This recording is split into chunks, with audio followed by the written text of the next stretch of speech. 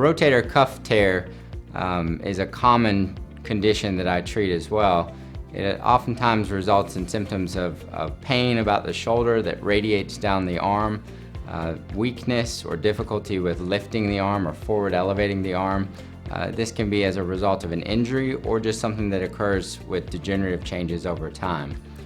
Treatment options vary based on how long the symptoms have been going on for, the nature of the injury as to whether or not it was a traumatic or a degenerative injury, and ultimately the size or degree of tear that's present.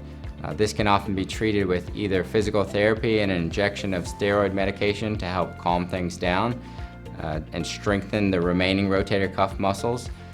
The other option is to consider a surgical treatment to repair that tendon right back down to the footprint or where it originally lied before it was injured.